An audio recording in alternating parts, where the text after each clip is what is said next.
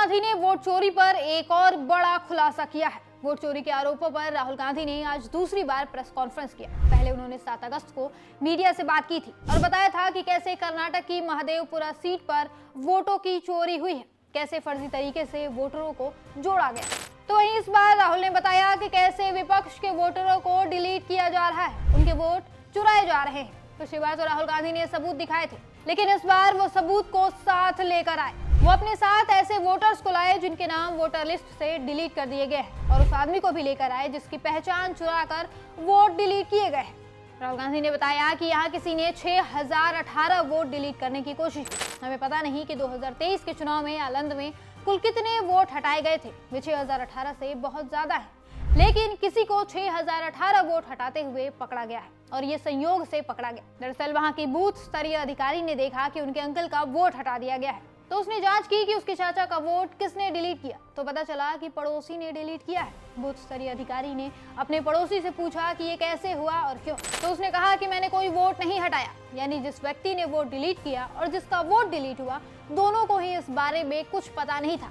असल में किसी और ताकत ने सिस्टम को हाईजैक करके ये वोट डिलीट किए थे। राहुल गांधी ने बताया कि ये सेंट्रलाइजेशन कॉल सेंटर के यूज से किए गए हैं, क्योंकि कई जगह देखने को मिले हैं कि डिलीशन के फॉर्म कुछ सेकंड्स में ही भरकर जमा कर दिए गए हैं, जो कि अगर एक आदमी करता है तो असंभव है, क्योंकि डिलीशन फॉर्म भरने में भी समय लगता है।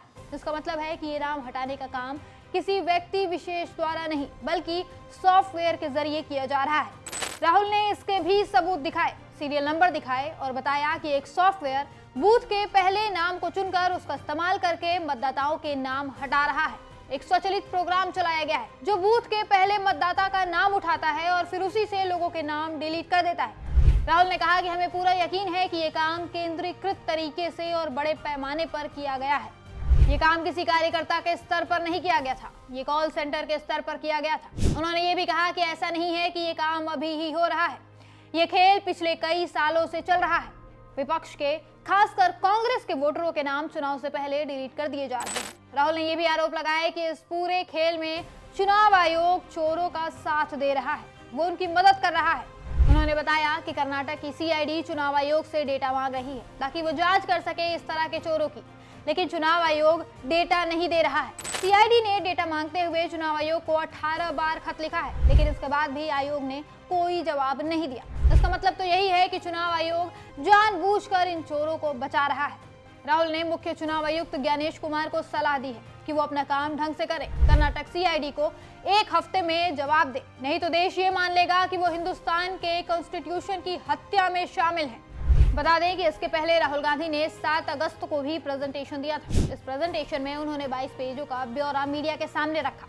राहुल ने तब कर्नाटक की वोटर लिस्ट दिखाते हुए कहा था कि वोटर लिस्ट में संदिग्ध वोटर मौजूद है। कर्नाटक की महादेवपुरा विधानसभा सीट की वोटर लिस्ट स्क्रीन पर दिखाते हुए राहुल ने कहा कि यहाँ 1 लाख वोटों की चोरी हुई है। उन्होंने कहा महाराष्ट्र चुनाव से पहले 40 लाख फर्जी मतदाता जोड़े गए। हरियाणा में भी वोट चोरी की वजह से ही कांग्रेस हारी।